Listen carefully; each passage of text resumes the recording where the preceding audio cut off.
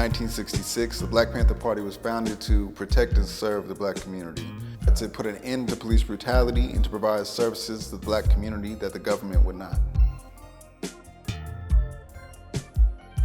They started in Oakland, and the first kind of big case was in North Richmond with Denzel Dow. When Denzel Dow was killed by the police, and the Black Panthers came to inform the community of their legal rights, to help arm people, and to provide some protection for them against the police and rally for this cause.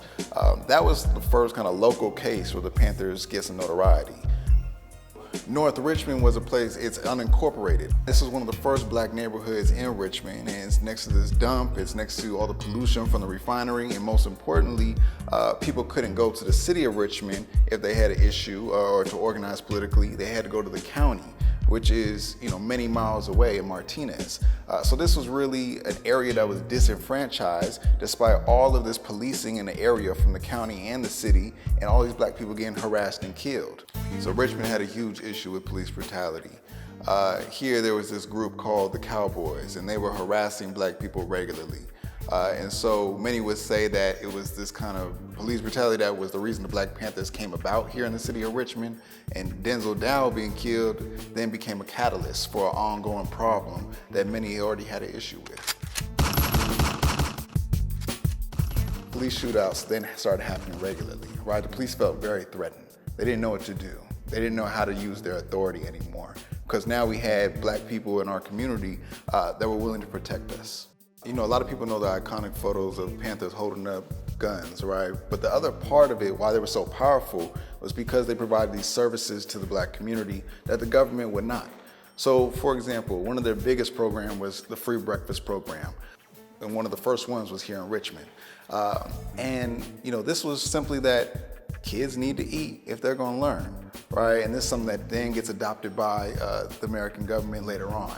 But they had other things, like they had free medical clinics, they had free ambulances, they had sickle cell testing, because it was a major issue to the black community that wasn't being studied by mainstream institutions. And what's so funny to me is the first service that they had was literally walking kids across the street because the city of Oakland refused to put in stop signs, and kids were getting hit by cars. So it really was government negligence. They said, well, this can't be. This isn't the world we're supposed to live in. So we're going to go ahead and provide these services to ourselves because we are capable of doing so.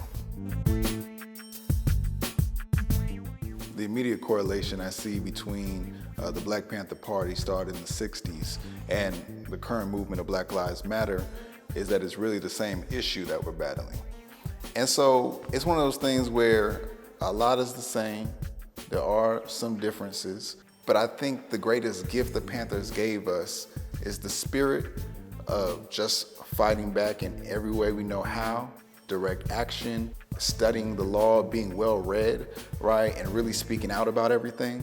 The other part is knowing how to organize.